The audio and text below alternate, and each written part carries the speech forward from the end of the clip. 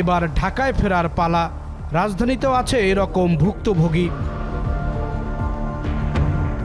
আবু তাহের তিনি তার ছোট ভাইকে এক দালালের মাধ্যমে নিউজিল্যান্ড পাঠানোর জন্য 17 লাখ টাকা দেন। টাকা নিয়েই দালাল শুরু করে 9-6।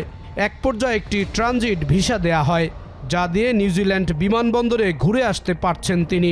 এরপর দালালের কাছে টাকা চান তাহের, তবে দালাল টাকা না দিলে খিলগাঁও থানায় মামলা করে ভুক্তভোগী পরিবার।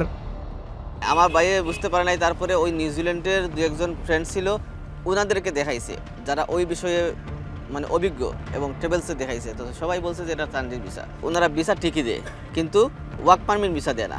ওটা ট্রানজিট ভিসা দেয়, ভিসা দিয়ে তারা টাকাটা আত্মসাৎ করে। পুলিশের কাছে গেছে, পুলিশে মামলা নিতে চায় না। মারুফ ইসলাম টাঙ্গাইলের 23 বছরের যুবক।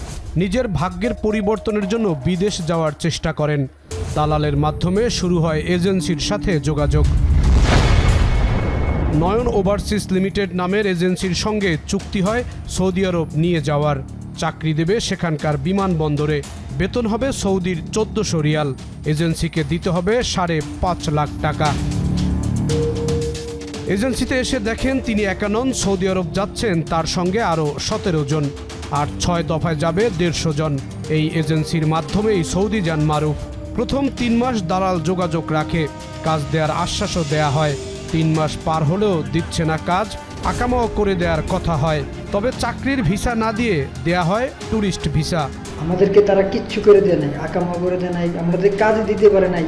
3 মাস পর এই 17 জন সৌদি আরবে পড়েন মহাবিপদে। যে বাড়িতে ছিলেন সেই বাড়ির বিদ্যুৎ পানির লাইন বন্ধ করে দেয়া হয়।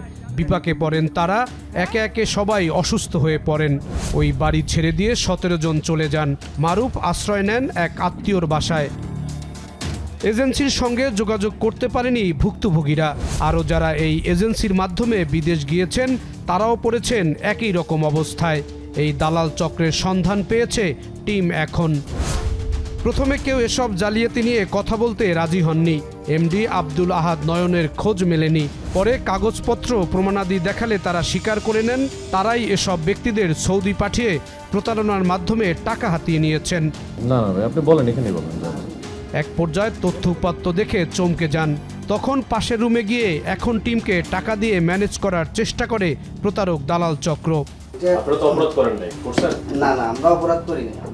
করে থাকেন তাহলে ঠিক আছে, আপনি যেটা দিচ্ছেন এটা না এটা টাকা সাথলেন কেন? ওইটা স্যার করতে দিল। না আপনি আপনার স্যারকে যে বলেন যে স্যার টাকা সাথলে কেন, এত বড় কেন বলেন আপনি আমাকে? না ওইটা আপনার স্যারকে জিজ্ঞেস করেন টাকা সাথলেন কেন, তাহলে কি তার এটার সাথে কি যোগসূত্র কি? না এটা হয়তো আপনাদের জন্য না চা পানি তো আপনি আমাদের খাওয়াইতে চাইছেন। 150 তরুণের জীবন নিয়ে প্রতারণার বিষয়ে জানতে চাইলে সবই অস্বীকার করেন নয়ন ওভারসিজ। ঘটনাটি এড়িয়ে যাওয়ারও চেষ্টা করেন তারা। এবার ঢাকা ছেড়ে দেশের সীমান্তবর্তী জেলা সাতক্ষীরা অঞ্চলের মানব পাচারের পরিস্থিতি তুলে ধরা হচ্ছে। বাংলাদেশ ভারতের সীমান্তে বড় একটি অংশ সাতক্ষীরার সঙ্গে যুক্ত। সীমান্ত জুড়ে বিজিপির 3টি ব্যাটালিয়ন নিয়োজিত থাকলেও থামছে না মানব পাচার চক্র। অভাবে আমি সৌদি আরব যাই দালালের খপ্পরে পড়ে, তারপরে ওখান থেকে ওরা আমার বিক্রি করে দেয় আর কি। নির্যাতনের শিকার হয়ে আমার যখন এক পর্যায়ে আমার পরিবারের সাথে আমার কোনো কথা বলতে দেয় নাই, টয়লেটে আটকায় রাখছিল আর কি। পরে 5 দিন আমি শুধু টয়লেটে পানিই খাইছি।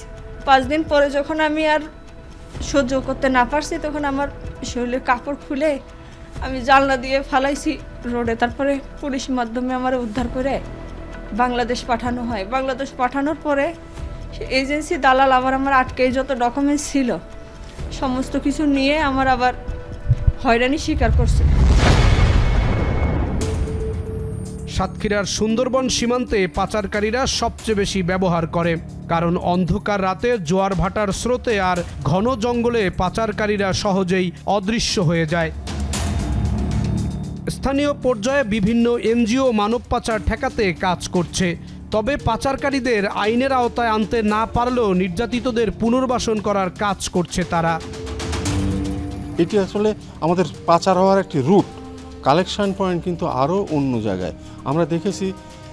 বাগেরহাট, মোংলা, পিরোজপুর এইসব অঞ্চল থেকে কিন্তু মানুষদেরকে কালেকশন করে এই অঞ্চল দিয়ে নিয়ে গিয়েছে। একটি মেয়েকে উদ্ধার করে আনার পরে তার রাখার জায়গা হয় না, সে সোশ্যালি রিইন্টিগ্রেট করার জন্য তার জন্য আর একটা লড়াইতে নামতে হয়। আমরা সামাজিকভাবে তাকে পুনর্বাসিত করতে পারছি না। পাচারের এই মামলাগুলোই যেটা দুর্বলতা শাস্তি দিতে, সেটা হচ্ছে সাক্ষীর অপ্রতুলতা। সাক্ষী যদি না পাওয়া যায়, একটা অপরাধীকে তো শাস্তির আওতায় আনা যায় না।